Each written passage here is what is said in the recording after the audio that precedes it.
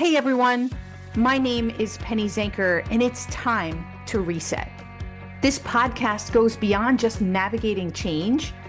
It's about new ways of thinking about how you can approach challenges, how you can shift your mindset when needed, create some space and grace for yourself so that you can rethink, recharge, and reprioritize when and where needed. Are you ready to unlock your full potential? Thank you for hitting play and sharing this next episode with me. It's time to reset. Hello and welcome to Take Back Time. My name is Penny Zanker and I'm your host. And on this show, we're always looking for people to challenge you with different thinking. And today is no exception. Gia Lacqua is with us today, and she is a renowned trauma-informed empowerment coach, an international motivational speaker, a podcast host, children's book author, board officer, leadership expert, and so on, right? And she works with high-performing women, specializing in actually what we're going to talk about today is radical prioritization. And she is a trailblazer in the field of women's empowerment. She specialized in bridging the gap between the personal and professional domain, forging a path to success that transcends conventional norms. So without further ado, Gia, welcome to the show. Penny, thanks so much for having me. It's an honor to be here. So I love this term of radical prioritization. And so why do you think that's necessary? Like, why are we talking about radical prioritization? Yeah, great question. So, and a great starting off point for our conversation. So I primarily work with working moms, high achieving women who are doing it all, juggling it all, right? We were sold this myth that we can have it all, do it all. Can't we? Right. I'm a believer. So I think we all are striving for it all. And in the process, we lose focus. We lose touch with ourselves, I believe. And pretty much every woman I speak to these days is completely overwhelmed, depleted, overfunctioning, exhausted, running from one thing to the next. Busy is an understatement, right? We're almost past this concept of busy as a badge of honor. We're sort of past that. Oh yeah, I think most people are over it. They're just overwhelmed and they don't know how to get out of the quicksand that they're in. Exactly. And I actually presented to a group of women last week, and we were talking about how our nervous system is just so prepped for the next crisis because we go from one to the next. Yeah. That we are just stuck in that fight or flight, response or that survival mode. And so how do we, to your point, get out of it? And I love the term you use, the quicksand. And so there's no easy answer and there's no easy fix. But what I would say is that radical prioritization is one of the most powerful things you can do for yourself and for those you love when it comes to getting out of that cycle. Well, and I want to hear more about that. Before we go into that, wow, so many things that come up for me that I like to discuss. But why is this important to you? Like, what's your story? Why are you doing what you're doing? Just give us a little bit of a slice of that. Yeah. So my personal backstory, I have a lot of personal backstories, but for today's purpose, I will say that I was in corporate America. I was climbing that corporate ladder of success for almost 20 years. I was successful on the outside, but I was deeply overwhelmed and unfulfilled on the inside. And I hit a wall. I really hit a bad bout of burnout, physically, emotionally, psychologically. It was pretty significant. I had 2 small kids at the time, and this was back in 2018. And that experience forced me to really take a step back. It forced me to reevaluate kind of my priorities and how I was living my life and what was out of alignment for me. And so it really was an eye-opener for me and helped me to realize that there are so many women who are trapped in that burnout cycle and don't know how to get out. And so that was a really pivotal moment for me where I said, if I felt very called, it was a sign from the universe for me. Well, that's very often the case, right? Is something that we're struggling with and maybe just a couple steps ahead of someone else, or just sharing our journey is really powerful in what calls us to do what we do. Absolutely. So radical prioritization. So before we go there, I toss between, can we have it all? Can we not have it all? I was a single mom for many, many years. And I felt like I had it all. Okay, I wasn't married at the time, so I didn't have that piece of it. It wasn't, but I did get remarried, right? And I had a successful career and I had amazing children that I, raised and they turned out to be incredible human beings. Can we not have it all? Or just Hmm. maybe not all today? I'm not saying we can have it all this minute today, Hmm. but I believe that we can do many things and accomplish, many of those things in areas that we want. Do you think that's true or no? Yeah, it's a great question. So I think, with good intention, right, in terms of the women's movement, we were told we can do it all, we can have it all, which I think is a very powerful statement. And to your point, we can do it all, and I think we somewhere along the lines took that message to mean we have to do it all. And Well, that's so, a different, right. right? It's different if we feel like we're Yes. striving for perfection or have to be in different areas and just doing it because we feel like we have to show that face to everybody that we're doing it. Then it's not what you're called to do then, right? That's right. I think that becomes the focus. And then Mhm. we are not focused on what truly matters to us. And to your point, I think, over the course of a lifetime, you probably could have it all, but I think we feel pulled to do it all and have it all at the same time. And I think that is what is driving for a lot of us this sense of overwhelm and underfulfillment. Yeah. I think that's true. I actually think where the overwhelm and the over and the under fulfillment comes from is all the distractions, Yes, the noise. is all the noise and all the having to, the social media and a lot of that, which I think is something that just creates that we can't concentrate, right? It's constantly bombardments and we have to be so much more intentional than we ever had to be, right? So we had, what do you want to call it? We had all these transitions that were like built into our day that were, we could even walk down the hall in order to go to another meeting. Now we just press a button and we're off to the next meeting. So I think like the current environment that we are in today and where we're headed means that we need to be so much more intentional. And for me, that's where I think these resets come in that I talk about, and also this radical prioritization. What do you think about that? Yeah, I think the intentionality is critical. I think you raise a really good point in the fact that we become very reactive Mhm. as opposed to being intentional with our time and our energy. And I think that's where we can become very quickly drained Mhm. and burn out. And that's where the radical prioritization comes into play. So I think the intentionality is really important because a lot of times we are just responding to the environment and the stimuli around us, which can really put us in that defensive posture, which can be crippling. Absolutely. So what are some of these, I consider like prioritization a way to act as these reset moments every time we check in Yes. and prioritize and block out. What are some of the ways that we can radically prioritize and take these resets? Like what are your practices that make this possible? Yeah. So a couple of things I would say. One is, checking in on your core values and what is really important to you. What must you experience in life to be happy, to be fulfilled? Because a lot of times we don't make time for joy and happiness in our lives, especially as high achieving women, right? We're so busy prioritizing everybody else's needs and wants, Hmm. family, spouse, kids, work, colleagues, leaders, right? Family, you name it. And we forget that joy should be part of our life. Right. And so, how are we building joy in our life? What are the core values that we hold? And how are we espousing those values? How are we living them day to day? And then the other thing I like to think about is like an inventory or an audit or an assessment of how you're spending your time and energy, right? Because if I say that my family is important to me, but I never see my kids, right? That's going to create that cognitive dissonance within me, that discomfort and that tension, right? Hmm. And a lot of people don't know what to do with that. They don't know what to do with it. And so really It's getting, called guilt. yeah,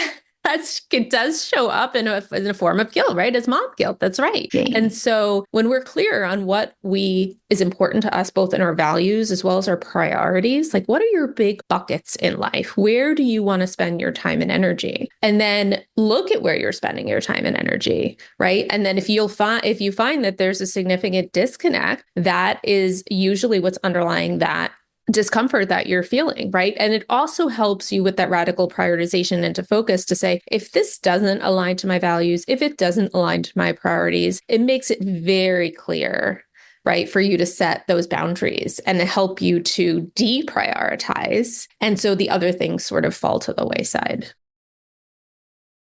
I still think that it's easier said than done, Of right? course. For a lot of people Mhm. because they have a high-powered job and they have kids that they want to be at every game and they want to be helping them with their homework or whatever those different times are that they're spending together. So, and of course, then there's everyone around them that's telling them, like I hate to say this, but like, my mother's like, "You're traveling? Really? What Yeah. about the kids?" Like Yeah. they'll be fine. There's either a family member or a sitter with them. Sure. And, I have to, I am a single mom. So they're not going to be with their father. Their father lives, in Europe. So it's far enough away that they're not going to spend the weekend or time. But, I did it in a way that worked for me. Mhm. Right. So like I set up and this is just some suggestions for people who are listening because it really worked for me and my kids remember it. So every time I went away, I hid things around the house. And I made they helped me make those, what are they called? You ask it a question and then it's like a flower and it shows up and then, you pick one of the petals to see, where it is. What's the clue? Yeah. So I would create the time that we would interact together. So when I would call, we'd have a scheduled time and they were younger. So they had a specific bedtime and we could do that. And so we had a time that I was going to call and we had video call, which is amazing, right? Which years and years ago they didn't have.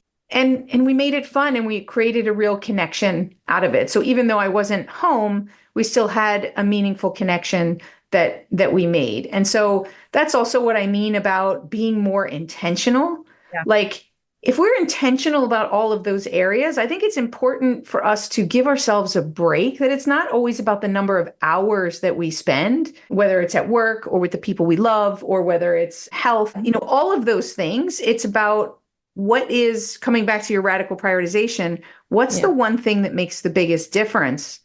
And make sure that you at least do that. Yeah. I love that. And I think that's right. I think the impact is important. Where do you want to have impact? And again, goes back to where you're focusing your time and energy. And I love what you said about making those video calls meaningful, right? There's an opportunity for meaningful connection as opposed to just calling saying, how was your day? Day was good. School was good. Good. Okay, bye. What'd you have for dinner? Nothing. Right? Like, I think that is so important because we are so distracted and overwhelmed that even, there are parents who are there for the games, but they're not engaged. They're not watching the games, Right. right? They're on their phones or, Right? hey, it is social time. I did They're right. chat with, the other parents and Right. Or they're responding to emails and the kid looks up and the parent's looking at their phone. I've seen it so many right. times, right? And so I Yeah, think quality over quantity is also something to keep in mind, right? Are you really present? Are you able to make that meaningful connection and spend the definitely. quality time with them when you do have it so that you make the most of it? And I think, you brought up a good point about being a single mom too, because you did have it all, right? It was what you created as your all in that moment. That was right. So I think the other important point is, and maybe you want to expand upon that a little bit, but Sure. your all is what you define it to be, right? It's how you in that chapter of your life, Yeah. right? Yeah, absolutely. And it was what I wanted, like you said, you kind of check in with your values and like I went to the gym regularly and I took care of myself physically. That was Yeah. important. I probably didn't sleep as much as because I would work in the mornings before they got up and that's my first book. That's when I wrote it, when they went to bed and when they were sleeping. But it didn't stress me out. So I think it's also, what are the expectations that you're putting on yourself, right? So for whatever reason, that was like, okay, I've chosen to do it this way so that I can have the quality time when they are awake. And Yes. that's okay with me. I can, for a certain period of time, I can sleep less. And because I was fit and I was taking care of myself, I actually needed less sleep than when I'm just sitting around and you get tired when you're giving yourself energy. So there were very clear choices that I was making and so therefore it made it easier. Yeah. And that comes back to the intentionality, right? Hmm. Yeah. I love that. Definitely. So what other reset practices can working women, especially because I do think that we beat ourselves up a little bit more than men do. We give ourselves less personal space and, because we're trying to care for everyone else. Sure. So what are some other resets that can help people take care of themselves, for instance? Yeah. So, I'm a big fan of just, even if you don't have time for an hour-long workout or you don't have 30 minutes to journal or read a book, carving out 5, 10, 15 minutes for yourself, beginning of the day, end of the day. I'm a big fan of somatic exercise. I think there's a lot of benefit to nervous system regulation, to grounding, and to just processing the emotions that we hold within the body. So Mhm. I find somatic exercise to be particularly effective. So there's a lot of people listening who might not know what that means. So Yeah. can you describe what that is and maybe an example of what you might do? Yeah, so somatic exercise, somatic just meaning of the body, doesn't require yoga pants, doesn't require you to sweat. It's almost like a form of stretching. And there's a lot of resources now, I think, and a lot of really great people who are trained in this work. It could require body scanning, where you're checking in with every part of your body to see what you're sensing and what you're feeling, just to get back in touch with your body. It can involve shaking of the body to release emotions. And most of these are 2-3 minute exercises that you can do, like I said, that help with grounding and nervous system regulation and just getting back in touch with your body, right? And that mind-body connection. One of the things that I really like, it's in the beginning of this sort of 10-minute chakra clearing that I do. And she has me tense my whole body up, tense, and then release it. And it's just so crazy to feel the difference and to feel how much release there is in that. Is that like one of those kinds of practices? Absolutely. Absolutely. Where, yes, you're doing a shift in your body and the energy and feeling the movement. I think that's really important. I think that's another good example. Yeah.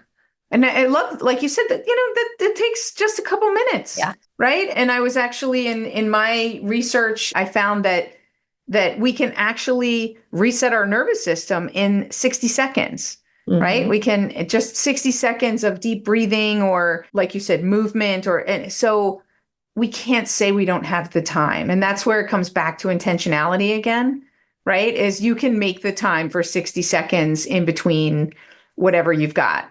To take your reset moment. Yeah, Absolutely. and taking back those mindful transitions, since they're up to us now to make sure that we're taking. Yeah, because no one's going to tap us on the shoulder and say, "Hey, it's time to take your your reset moment," Time or "Hey, for a reset, right? before you respond to that email, you might want to regulate your nervous system." Absolutely. Is there, what else didn't I ask you yet that you feel like you really want the listeners to know about?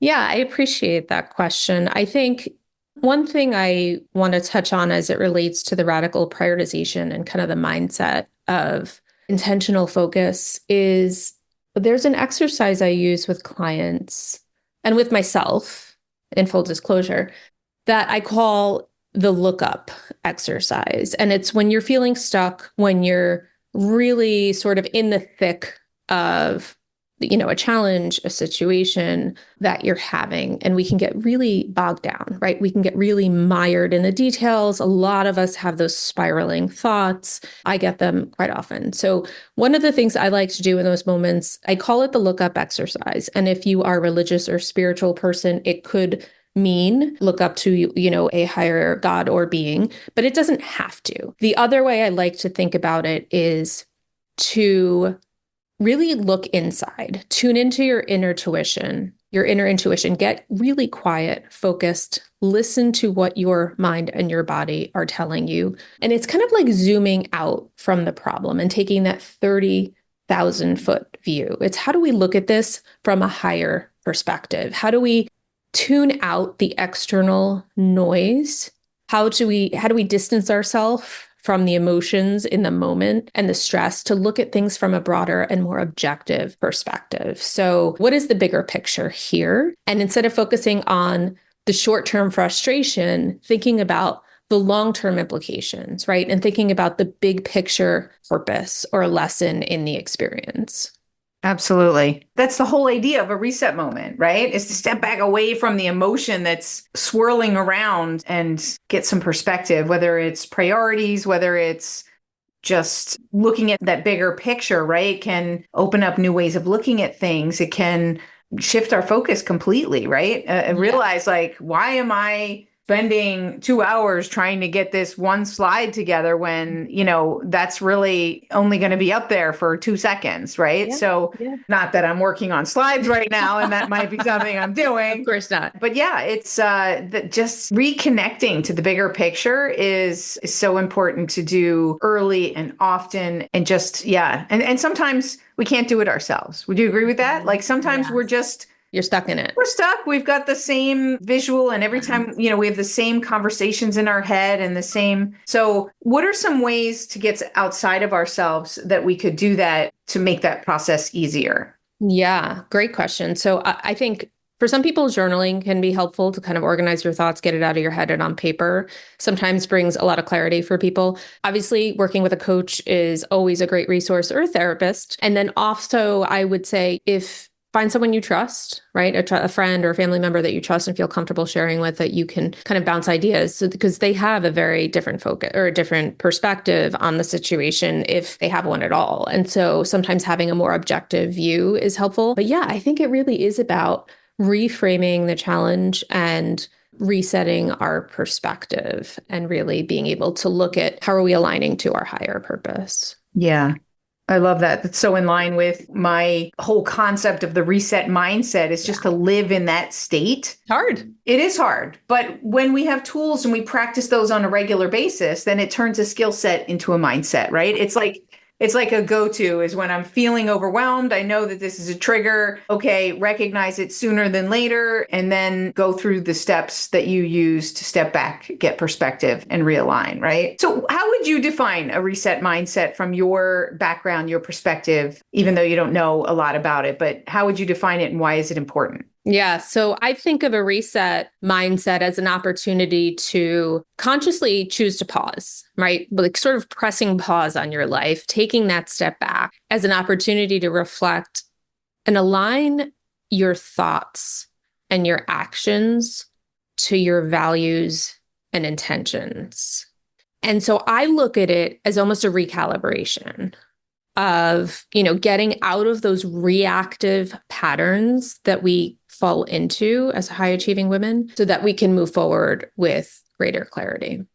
Absolutely. I love it. We're sisters, Yeah. in our thinking. And I understand that you're working on a book right now. What's the potential name of the book? And tell us a little bit about that before we close out today. Yeah, thanks so much for that. So I am working on a book that's based on the work I do and my framework, Dare to Disrupt, and it's about redefining success for high achieving women. So you can look forward to that in 2025. Great. I can't wait. Thank you. Me too.